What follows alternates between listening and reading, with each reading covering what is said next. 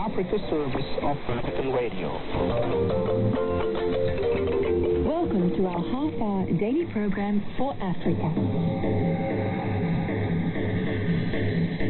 In today's program, you can hear our feature development in the economy and a reflection by Father Enobong Udiajiong. First, however, our bulletin of church news, followed by African News Panorama. I'm Festus Tarawali. Pope Francis in a tweet on Friday echoed his reflection at the Angelus on the August 15th feast of the Assumption of Mary into heaven. Through his at Pontifex handle, the Pope tweeted, "Let us ask Our Lady to protect and sustain us, that we may have a strong, joyful, and merciful faith, that she may help us to be saints, to meet her one day in paradise." In his Angelus address on Thursday, Pope Francis said, with the Assumption of Mary, body and soul, into heaven, she is like a mother who waits for her children to come back home.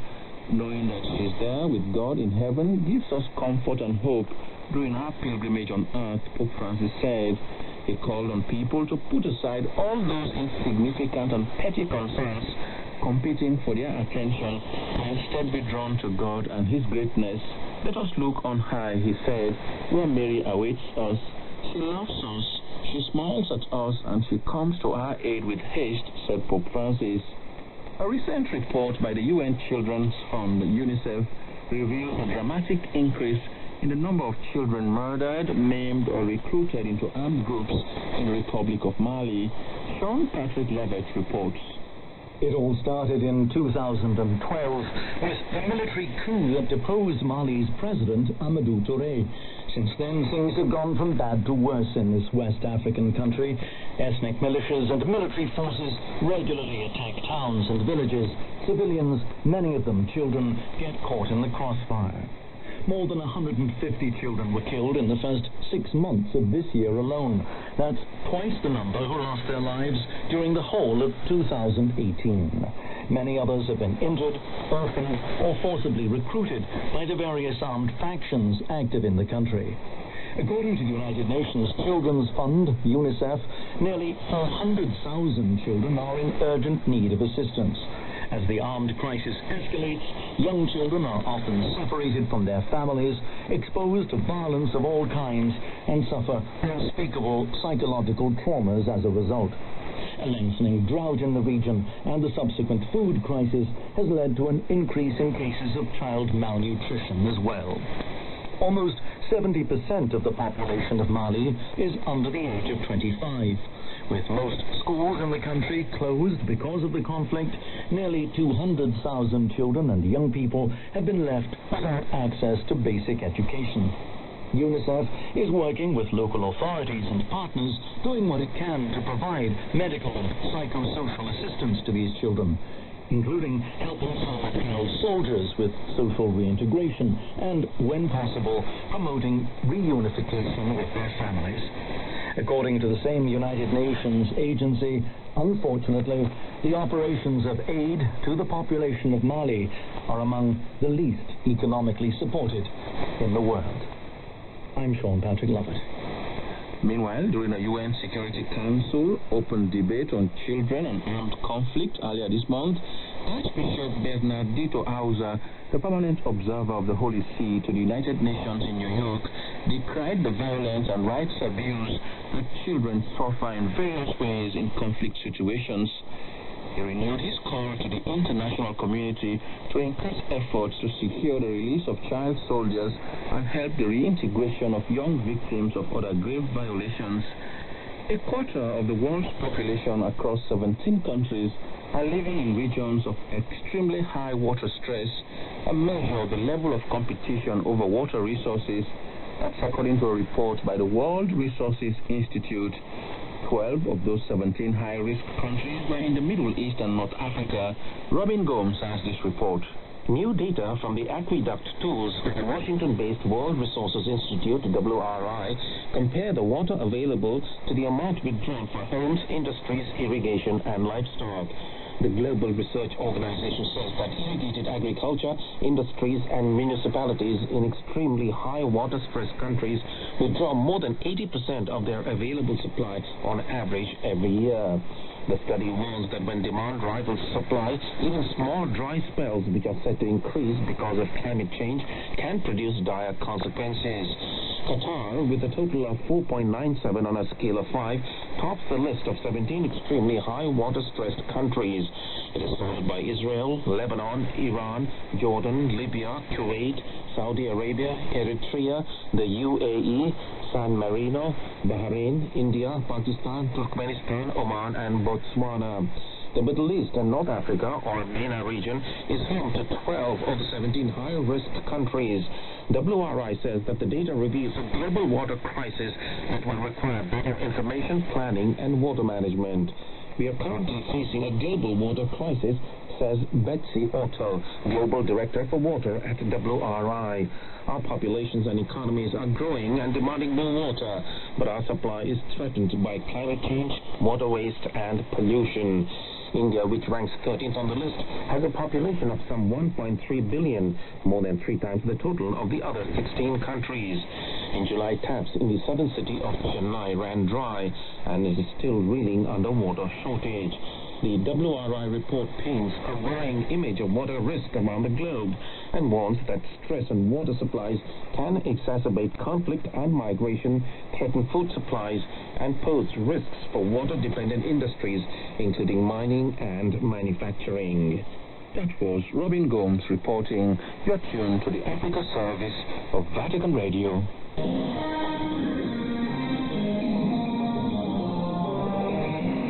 African News Panorama. Zimbabwe police on Friday combed Harare's streets and rounded up suspected opposition supporters. The police used batons and water cannons to break up a protest that authorities had declared illegal. The action was meant to enforce a clampdown on dissent. The street demonstration on Friday was to have been the first in a nationwide series of protests organized by the main opposition movement for Democratic Change Party, which accuses President Emmerson Mnangagwa's government of state-sponsored violence, corruption and economic mismanagement. Denouncing what it labeled the actions of a fascist government, the MDC party called the protest off on Friday after armed police barred access to the party's Harare offices and its court appeal against the ban failed. Uganda has denied allegations that it hacked into the encrypted communications of musician turned MP Bob Wine. The Wall Street Journal alleges Ugandan officials worked with technicians from telecoms company Huawei to infiltrate the politician's WhatsApp chat group named the Firebase Crew after his band. It says authorities then scuppered his plans to organize the street rallies and arrested Bob Wine and his supporters. But Huawei described the allegations as unfounded and inaccurate. It also dismissed allegations that its representatives were involved in similar intelligence gathering operations in Zambia and Angola. The Chinese tech giant has been under scrutiny for its alleged links to the Chinese government and was blacklisted by the United States in May as part of an ongoing trade war between the two nations. There is no evidence in the Wall Street Journal article that Huawei executives in China were aware of what was happening in Africa. A judge in London said on Friday he would grant a firm Pride Process and Industrial Development Limited, P&ID, the right to seek to seize some $9 billion United States dollars in assets from the Nigerian government over an aborted gas project. The company was awarded $6.6 billion United States dollars in an arbitration decision of a failed project to build a gas processing plant in the southern Nigerian city of Calabar. With interest payments, the sum now tops $9 billion United States dollars, which is equivalent to some 20% of Nigeria's foreign reserves. A South African court on Thursday awarded a second punitive costs order against the country's top anti-corruption official, Public Protector Bosiswa Nkwebane. The ruling came after finding an investigation conducted by her office showed gross negligence. You are tuned to the Daily Africa service of Vatican Radio.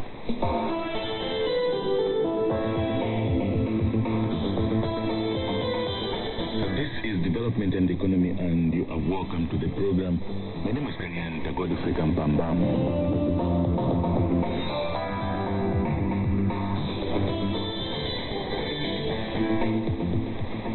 In the not-too-distant future, worldwide, every third human will suffer from the consequences of the lack of water. Due to the continuously rising world population and due to climate change, the consumption of water will keep on increasing in the years to come. That means that we all need to be proactive in the usage of water in order to help curb the worst effects of climate change. One way of doing this is by checking our habits. Even dietary behavior needs to be put in check. It is assumed between 15,000 and 20,000 liters of water are required to produce 1 kilogram of beef, depending on each type and on the way the animals are kept.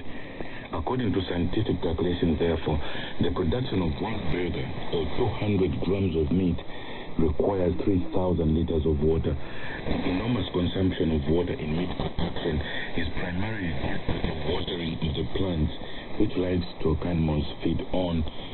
Formerly, cattle and sheep and many other animals basically ate grass, which cannot be made use of by man. Nowadays, however, they are mostly fattened with corn or soybeans produced on huge plantations. But also the water which these animals need to drink and the amounts of water that are needed for cleaning the fattening units must be included in the calculation. The livestock industry is therefore responsible for a staggering amount of greenhouse gas emissions. The United Nations is ramping up awareness on the issue, and two companies who make plant-based meat were recently named champions of the earth by the United Nations Environmental Program. America has the notoriously hard to please burger-loving public. Colonel Lennon from the United Nations News reports on how the new generation of meat-free meals are going down with the people of New York City. Well, if it looks like a burger, smells like a burger, and tastes like a burger, chances are it's a burger, right? Well, not necessarily, or rather, not anymore. Your taste buds may be confused, as mine were, if you try out one of the new breed of plant-based meats. Yes, that is a thing, which are now available in restaurants and even some supermarkets. The rise of such exotic foods, or heresies if you're a die-hard carnivore, is part of the rising popularity of diets that involve eating less or even no meat. Here's Jamil Ahmed, head of Intergovernmental Affairs at UN Environment in New York, with a few more facts and figures. The key impacts are manifold. As you know, meat production is very resource intensive in terms of water. It also has large amount of greenhouse gas emissions. Meat production also requires large swaths of land. So in some parts of the world, this space is created by mowing down forests and clearing agricultural land. So that is a pressure on the already stressed resources of the planet. And that brings us nicely back to, yes, plant-based meat, or impossible foods, or beyond meat. The last two are actually the names of real companies based in the US producing real, or rather unreal, meat. And they've both been named Champions of the Earth as the highest UN environmental honor. Rather than producing the kind of veggie burgers and patties that have been around for a while, they've taken a more scientific approach, stripping down the basic building blocks of meat to protein, fat, water and trace minerals, and recreating a kind of meat substitute entirely from plants at a fraction of the cost to the environment. General Ahmed again. They were chosen because they have done some pioneering work in trying to introduce the concept of plant-based food. And that is something that we need more and more to make awareness about how we can still enjoy our meals without intensely using meat products. UN Environment organized a campaign on food waste and food loss, which also focused on how we can reduce food loss and food waste by trying to move away from extensive use of meat. But is anyone actually eating this stuff?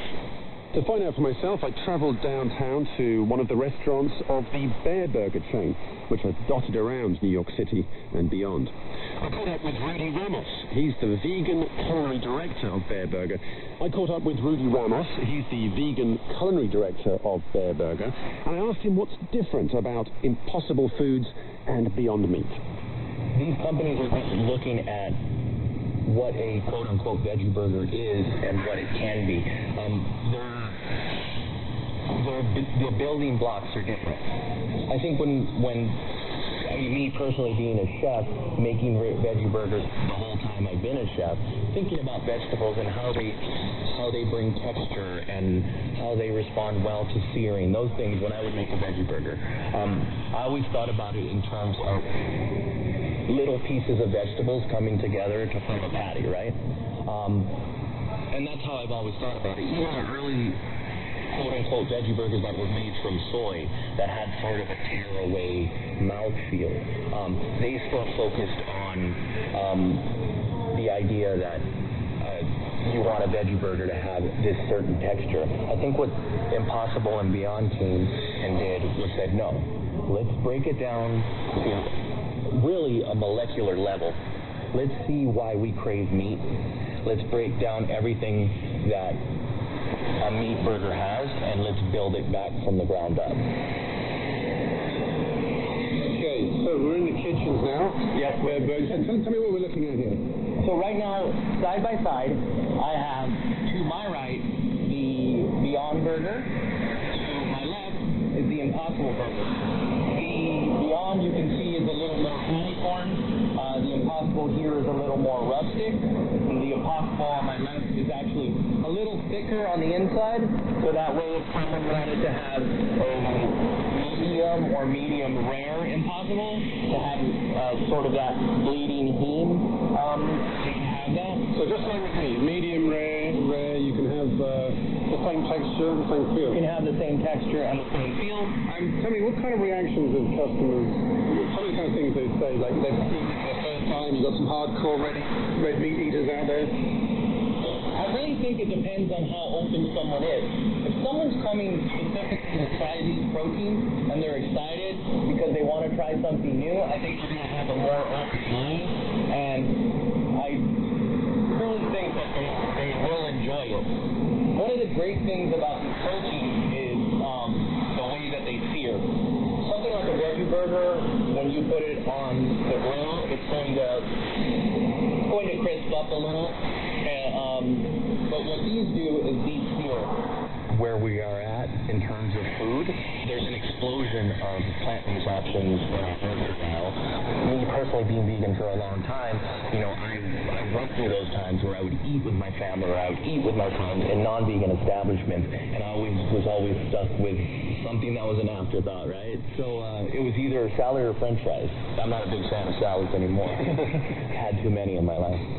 Are you seeing that attitudes to meat are changing? I think so.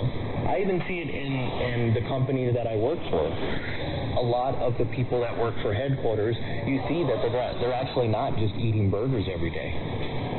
The company that I work for, they will routinely, people within the company will eat the Impossible. They will eat the Beyond. They will have salads. They're reducing their meat intake.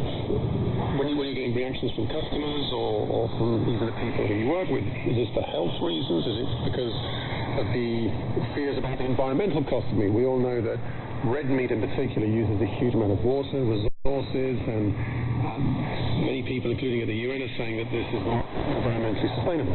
Yeah, I think it's a combination of things. I think it's a combination of the things that you mentioned. Yes, people do want, we see people being more healthy, and we see people thinking about the environment, thinking about climate change, thinking about sustainability, and thinking about the resources that we use and how we may or may not abuse them, and how are we a cog in that machine? How do we contribute, or how do we not contribute? I have a 15-year vegan in front of me.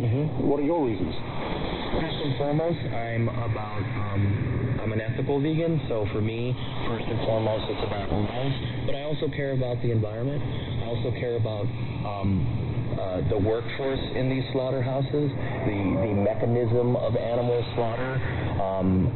I think about everything that is attached to how we eat. And me personally, I don't want to be a part of that, which sounds, again, counterintuitive or misguided, working for a company that makes most of its money from animals.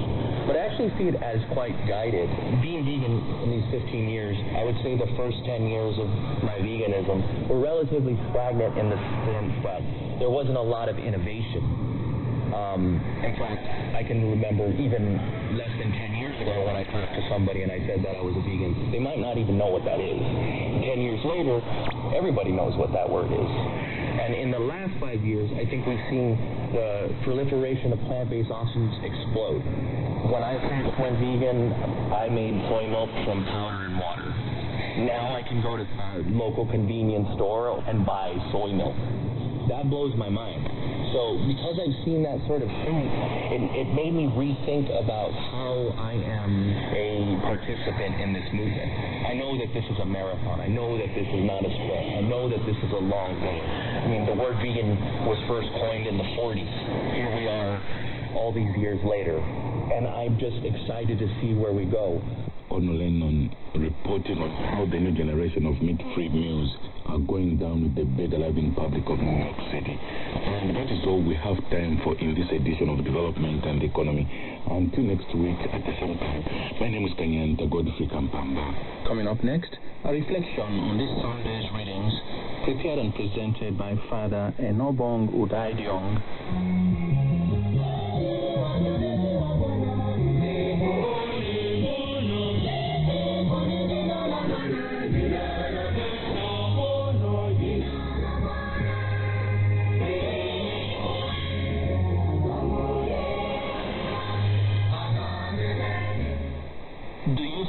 I have come to give peace on earth?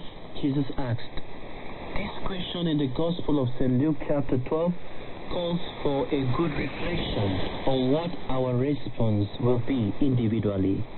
Each person will respond to this question of Jesus based on the way he or she sees Jesus. But my interest is in the response of Jesus himself. He responded by saying, "No, I tell you," but rather division. Taking the response of Jesus as it is, we can say he's right, because his message will always meet with opposition. His message of peace was not welcomed and will always be opposed by those whose works are against truth and peace. So his response, I think, should be viewed in this context. Looking at the works of Christ, his teachings and his life, we can say without doubt that Jesus lived a non-violent life. His name, as Prophet Isaiah prophesied, is Prince of Peace. There is no way Jesus will be destroying his beloved creation. If really he had such intention, he would not have opted to become man in order to save us. The teaching of Christ on peace is a must for all Christians. Jesus spoke of the divisions and harmonies, and we are witnesses to this reality. Why do we have these divisions? Why do we have so much violence? Why do we have so much war raging in our midst? The answer is that the message of peace, as taught by Jesus, has not yet found a home in the hearts of many of us. We still have many Christians who are yet to look up to Jesus, the author and finisher of our faith. He shows us the way of letting go in order that peace may reign. He said to Peter, "Sheath your sword." He told his apostles struggling over position of authority, "It should not be so among you."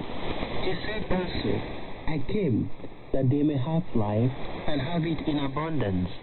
Again, he told us that blessed are the peacemakers, for they shall be called children of God. These say it all. He is for peace and not for war. Our Lord has always stood for peace, and so those who follow him will always remain instruments of peace wherever they find themselves. The message of peace will always be like fire burning down the walls of division. The message of peace will always be a fire consuming hatred. The message of peace will always be a fire exposing the darkness that covers the truth. Fire that is kindled by the message of peace will always melt the hardened heart, bringing it to conversion. Every Christian is called to be the bearer of this fire. This fire, in the positive sense, is what many families need. It is what every community needs. Fire does not compromise.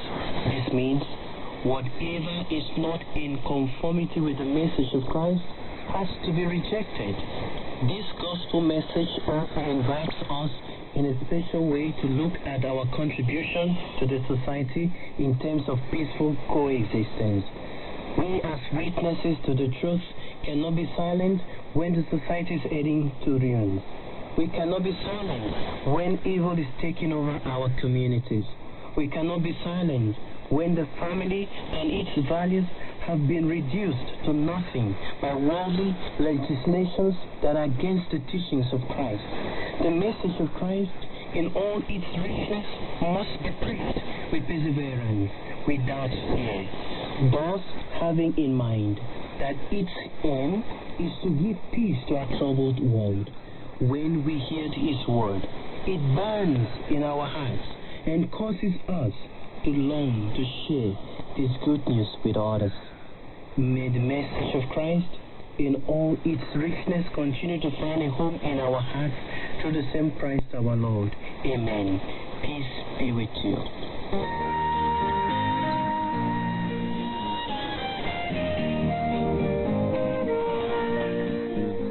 You're tuned to the Africa service of Vatican Radio. Praise be Jesus Christ. Laudetur Jesus Christus.